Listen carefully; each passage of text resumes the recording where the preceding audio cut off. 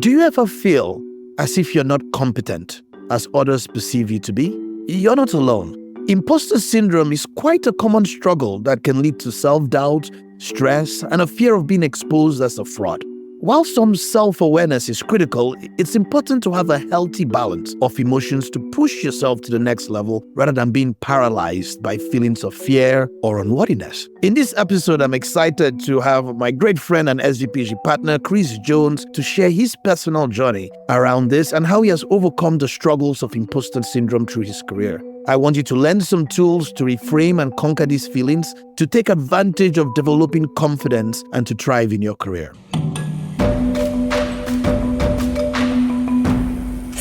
Chris, it is great to have you. You are my Superman hero. Thank you for joining us. Doesn't he look like Superman? This is great. No. Good to see you as always, Christian. Thank you. Wonderful. Chris, first of all, I think, I often have to describe what imposter syndrome is or what it appears to look like. Maybe from your perspective, kind of describe what it looks like to see imposter syndrome, what it looks like to feel it on the other end. Yeah, sure. And I'm sure there are some clinical definitions of this. So, for those of you who really know about the psychology of this, my apologies. I've got a bit of a pedestrian way of looking at it, but the way I would describe it is just this nagging fear that you don't deserve to be in the job that you're in or doing the thing that you're doing. And the back half of that is that maybe somebody is going to find out, right? And that's kind of how I would describe it. I would say a couple of things. Usually, but not always, but usually it's not entirely rational, right? And that we're oftentimes overestimating the worthiness of the others around us and underestimating our own worthiness. I don't think that's necessarily a good place to be. The other thing I'll say about it is that I've come around to believing that I think everybody has it to one degree or another. Some may not realize it in the same way, but I think we all at some level have some issues around confidence somewhere. And then just some of us, it just generates a lot more suffering and can get in our way. For others, at different times, it may actually be a real positive force as well, pushing you into places that you aren't necessarily comfortable. But in general, when I'm talking about imposter syndrome, it is mostly the stuff that I think is actually mostly negative and kind of unnecessarily debilitating. Is a little dose of this healthy? Is a lot of it bad? Like, what's wrong with it in work or in an environment? Yeah, so it can absolutely be a very motivating force for a number of reasons. It can actually, be the impulse that pushes you into something that you haven't been able to do before. It reminds us that you can't just, I think this is particularly true for product managers, you can't just step in and wing it. No matter how good you are at winging it, you're going to find yourself in a situation where there are people who aren't going to buy that. So it's a reminder that we actually do need to do our homework and we do need to prepare. So, when you're feeling this little existential dread, you do need to use some judgment and decide, is it telling me something I really need to know? Is it telling me that I haven't really thought this stuff through? I don't believe myself yet, or, whatever it happens to be. Or is it more just kind of that slightly irrational anxiety that you're not good enough, that others are better and that you're going to be called out for not being good enough. And that's hard to do. Obviously, when it comes to the psychological stuff, it's hard to tease that apart sometimes. But certainly, in my own experience, I've had both sides, right? I've had that sensation where it was telling me something. I've actually even stumbled, a couple of times, like I'm sure all of us have. But my own journey on this has been a little bit more of that other category where I actually probably was more fit to do the job than I gave myself credit for, but I kind of allowed myself to suffer a little bit unnecessarily. Maybe say more about that. Like, was the suffering on yourself, or did it affect your work because you felt that way? Did something happen that made you feel that way? Yeah, so in the general case, how it will manifest for me anyway is just these unpleasant sensations, right? You just feel this kind of anxiety. There'd be maybe a dreading of work, or dreading your inbox. I learned a term just this last weekend from my niece who has kind of just started working in the last half year. She describes the Sunday scaries, which is apparently a real term of art now, but I've certainly, experienced that in my life at various times where you're just sort of dreading coming into work. On Sunday, you're starting to anticipate what Monday's going to bring. So, in my case, I think it will make me unnecessarily unhappy. But I think in some cases it will prevent me, or it has prevented me. I think I've got a reasonable grip on it these days. But, in the past, there have been times when it's really prevented me from getting into a flow, prevented me from maybe even taking risks that I probably should be taking. So, I think that's really where it gotten in the way for me in the past. Is there a period of time when this is more heightened? Like, is that at the beginning of a new job? Me might have it personally, like at home, like, oh my God, I have a new baby. Do I even know what it means to be a dad? Or, by your third baby, you're like throwing them up in the air and doing flips. Is that a confidence thing? Is it just novelty when it shows up? I think it's certainly the loudest at the beginning. When you're doing something you've not done before, and if you're doing it especially without a net, that's going to be a place where it's going to come up. I think it can still rear its head at various times, even if you have done things before. For me anyway, there's usually been some aspect of novelty. Moving on to a new job, getting into a new context, feeling like I haven't actually demonstrated value for this particular person at this point yet. And sort of until I get to that point, I might feel a little more uneasy than, I normally would have. I remember in my career, the place I felt that most, I was 23, just won an innovation competition. And, I was just hoping to win the cash prizes in there, like maybe to get to the first level and be like, okay, the idea is not good enough. But, I had $1 million that was given to me in a check to start a business, and run the business. And you know how mentally most entrepreneurs struggle with this? They like the excuses for why they won't do. Only if I had funding, only if I had the support and backing of leadership and all. But, you're young, you're like, hold up, you could do anything, you could pursue your dreams. But I spent the first 3 months being very detailed of how I will spend the money. I went at a perfect plan. I had all of these written down. I should do this, then I'll do this. I was researching what to do again after I had won the competition to do it, kind of the perfect way to execute. And I had my first board meeting. It was with all these senior old media executives that were on the board. And, I'm pitching, it's been 3 months, so give us your update. And I was, yes, what I'm going to do. This is what I'm going to do, how I'm going to do it. And you could kind of see them kind of talking to each other, and they started laughing in some ways. And it was almost like a mockery. And they're like, are you serious right now? I'm like, well, what do you mean? They're like, how much money have you spent? And well, not really much. I have a plan for how to spend the money. And they're like, look, kid, there were 2 things that hit me in that one. The first was we could have put our money in the bank and gotten more in interest in these 3 months than you talking about all the ways we're going to spend money. We were expecting you to come in here, make some decisions, good, bad, or ugly, and we'll advise you on how to course correct or the consequences of that. And then the CEO, who was my direct manager at that time, said to me, there's something people talk about with passion. We love it. But there's also this thing people talk about with potential. When people say you have potential, if they keep saying that after a long time, it's no longer a good thing. Right. Right. And I remember that day so vividly. I was in Chicago, Illinois. I pulled into the parking lot of the Tribune building where the board meeting was. And it was probably like 2 p.m. when I finished that meeting. And I remember sitting in that car till the sun went down, questioning my life of like, why am I even doing this? I should go back to school. I am just a kid. Like, this is such a big responsibility.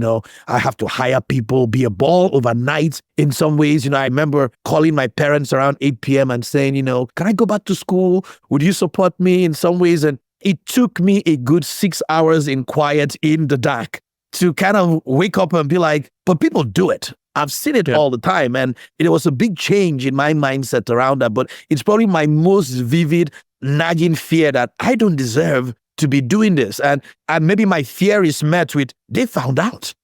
They found out too. And they're going to keep finding out if I don't change something. Did you feel when you were over researching and over planning, and spending those first 3 months planning and not spending money, were you feeling imposter syndrome then? Was that what was driving you to do that? Yes. And that was kind of paralyzing you from actually taking the action. That's right. Yeah. it was the wrong action will find me out even more, you know, like I have to cover it up. Yeah. So this is a really interesting thing. And I think this is at the heart of a lot of these failures. It certainly was the heart of mine. You know, it's not quite as colorful a story as yours, but I think the punchline is being afraid to do the thing that you know that you need to do. And that's where you either wing it or you end up spending your time doing other things. I mean, you and I have had conversations on time management. I think in some cases it's a fear that leads you to do that. And yeah, so my story, it's not too dissimilar from a story that Leah told when you guys were talking, you know, in one of the earlier podcasts about, I think she was talking about vulnerability and being courageous to admit when you don't know something and making the mistake of trying to fake knowing something that she didn't know. And I had a story that was very similar. And it was, you know, I was in a, you know, kind of an early leadership position. I did have a seat at the table. There were some strategy discussions going on. And strategy at that point in my career was something that I did not have confidence in. And it was just this magic, right? It was like, oh yeah, the really smart, experienced people, they can do strategy. I'm not worthy of doing strategy.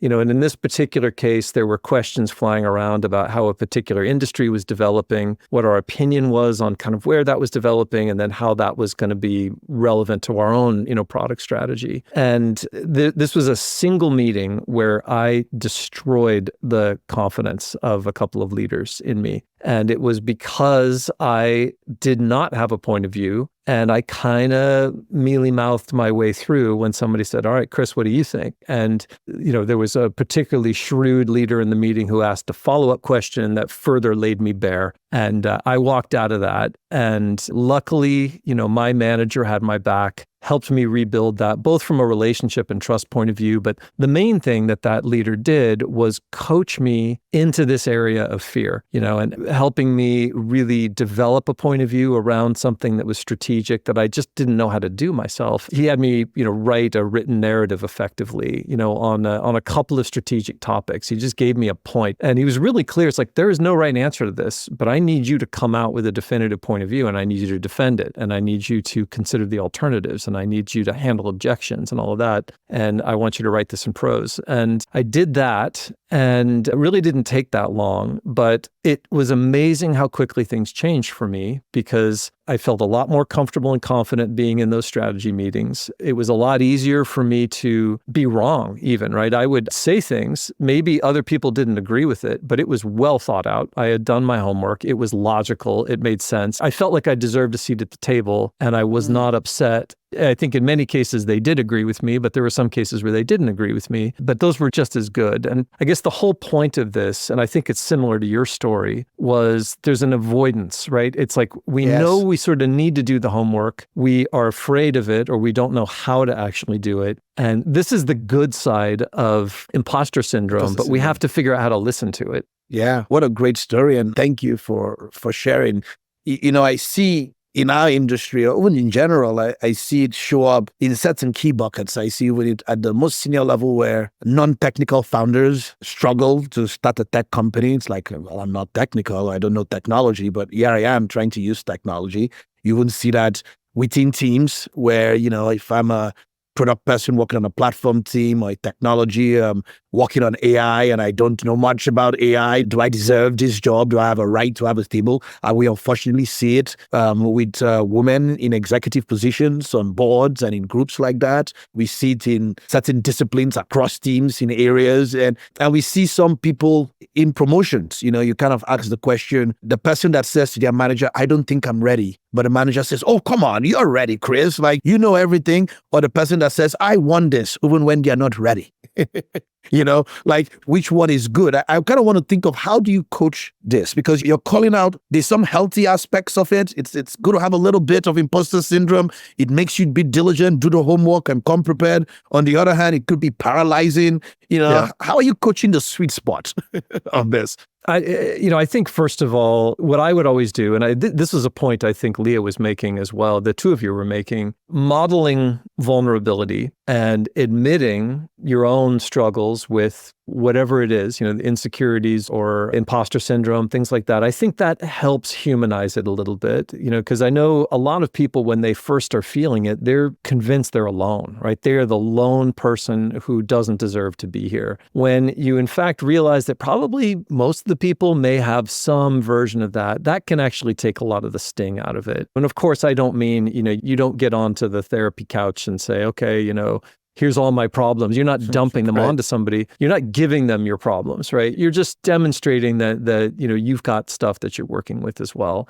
So that's kind of the first thing, is just helping take some of the punch out of it. In terms of the other part though, yours and my story about our stumbles, with regard to this, I think when you're coaching somebody, it's coaching into that fear. It's helping them acknowledge what the fear is and realize what it is, communicating to them that you've got their back, that you are going to help them, but then kind of really ushering them on in. So, in my case, it was an opportunity to develop a point of view on something, which was really what helped me approach things strategically. Maybe it's an opportunity to learn some new foreign or intimidating concept. It's like, hey, you don't understand go-to-market. I need you to go spend time with that salesperson. I spoke with her the other day. She's got a deal that she would like your help on, and you're going to get on a plane too. So you've never done that before. I've got your back though. Call me with anything. I might come on this first meeting, stuff like that. Maybe there's a critical relationship that's kind of created some anxiety,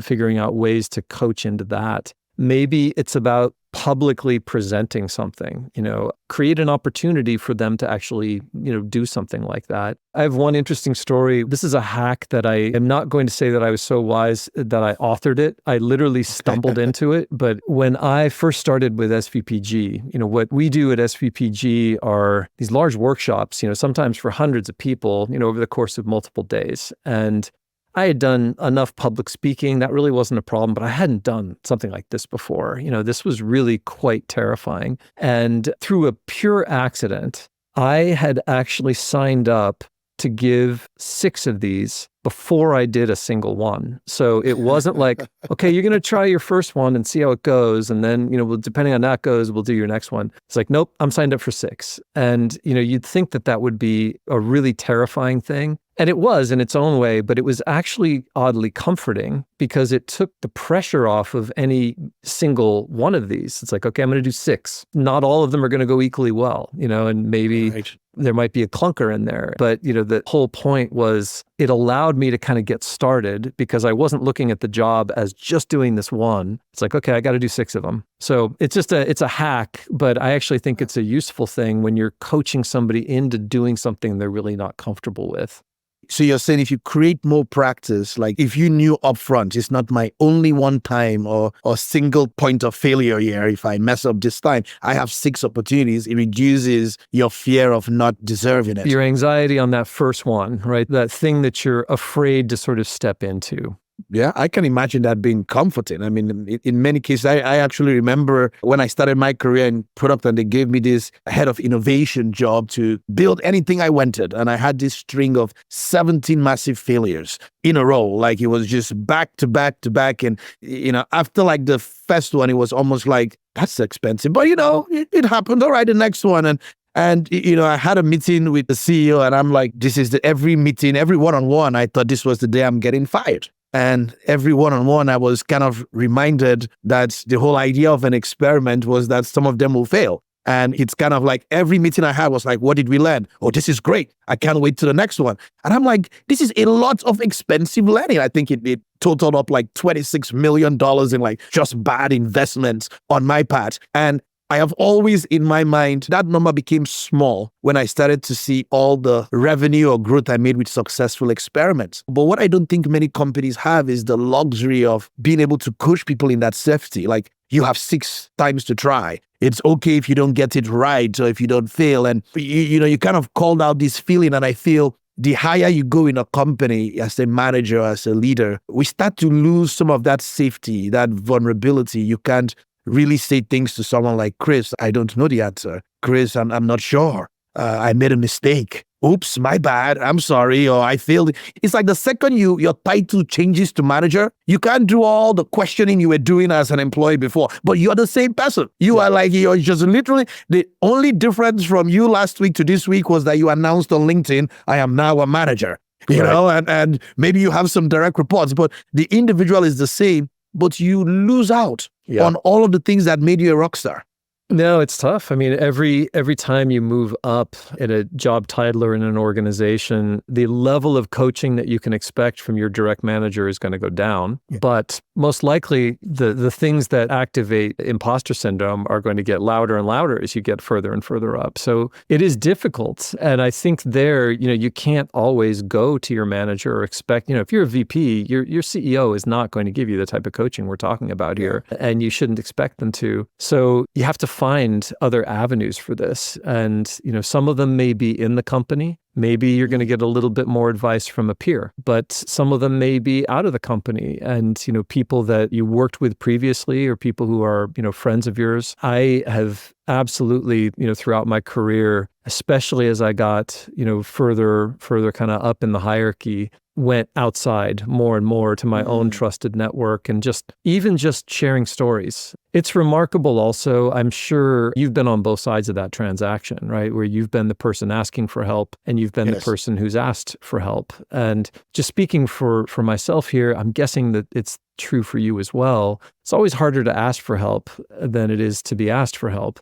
You're always worried as the asker that, okay, gosh, I don't really have my act together here. I'm not even really sure how to frame this as a problem. It's really confusing for me. I've got this vague sense that something's off, but I can't even really articulate it. So I don't want to bother somebody, until I get that all teed up because I don't want to waste their time. But when you're on the other side of that transaction, for me anyway, it's incredibly flattering, when somebody comes to me and they don't really know what's wrong, but they know something is wrong and they think I might have something to help them out on. I always welcome that. And, just noticing how I've felt in those situations helps me when I'm the one who needs help, because I realize that actually I'm very lucky to have a wonderful network of people who've accomplished good things and also care about me and are happy to receive my questions, and they'll do the same back to me at various times. But I'm curious, how about you? How do you coach, especially for people who, as they get up, higher in the organization and it becomes more and more difficult to find that kind of coaching?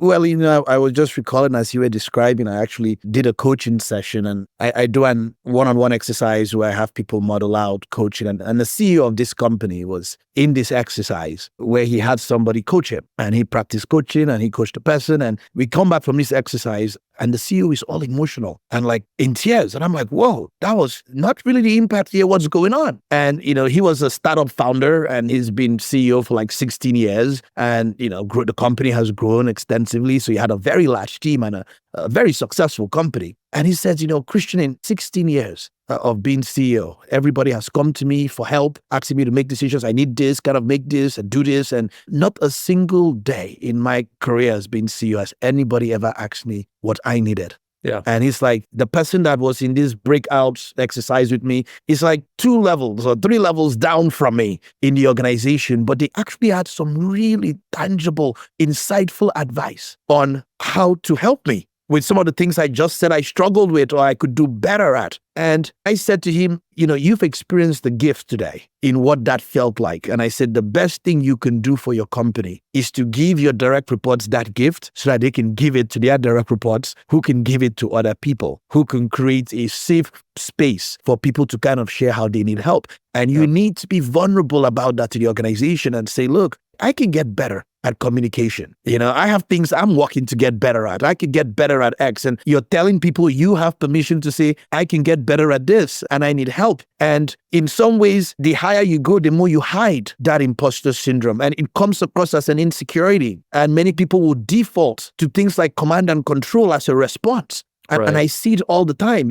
Chris, why should we do that? The real answer is, my boss told me to do it. I have no answer for why we should do it, or it doesn't make sense. I'm not sure. But instead you say, because I told you to. I am your boss. It's easier for them to uncover that you don't know the answer and you're not sure about it. And this cycle feeds itself in many companies. And I try to tell people when I'm coaching this, I really talk about, I don't explain it to justify it or make it acceptable. I do it to build a culture where people have more patience in trying to walk through those things. That in some ways, I see people being promoted into a place of incompetence, leading to those factors of when they take away empowerment in command and control, or they respond in imposter syndrome and they don't feel worthy for the job. And I say the best time to prepare somebody for another role is when they are not in the role. Because, the second you become a VP, nobody wants you to be doing individual contributor things. They want you to do VP things. And you know that, but you're not ready for VP things because you were not coached and prepared for VP things. And so coaching imposter syndrome starts with having a culture of coaching and understanding that many people will feel those two aspects, that competency in the job is not just doing the job at the level we expect for what good is, but how people perceive people in the job. And it's not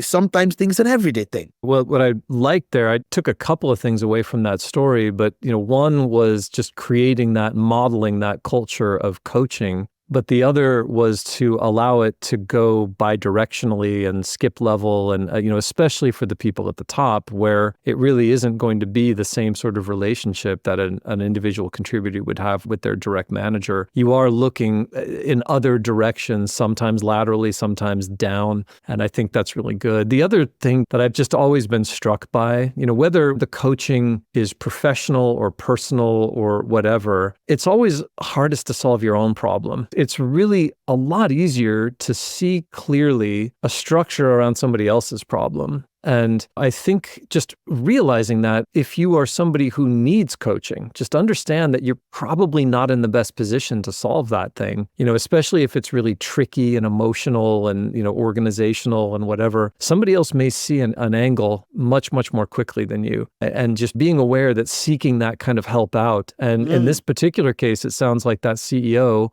was able to go down a couple of levels and actually find that kind of insight from somebody. So I really like that part of the story. You made an interesting point at the beginning. I want to use that to wrap up this point. You kind of said you believe everybody has a little bit, to some extent, some imposter syndrome in some environment at some point. For what it's worth, I'm still not sure about you, but maybe.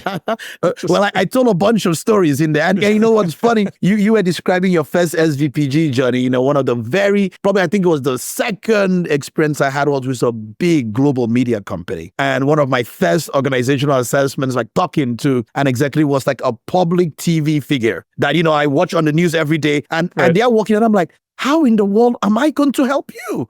Like, I look to you for news and wisdom. And it took about 90 seconds of him starting to talk about their challenges and problems. And it kind of is putting a dent in my imposter syndrome, like, go down, you can help, you can help. And so in some ways, there's a technique of recognizing, to your point, like, when people come to ask you for help, you feel better in your stuff. So you've got to create an environment where you're like, you can help. Yeah, that's good. Yeah. That's good. I think, there's a general truth in that example that you just gave, and that sometimes like the anxiety of anticipating something is so much greater than the reality. And if you can just kind of sit with it, and once you start engaging with whatever this thing is, you realize, I got this. This is, I actually, belong here. But it does mean you've got a period of discomfort while that's happening. That's right.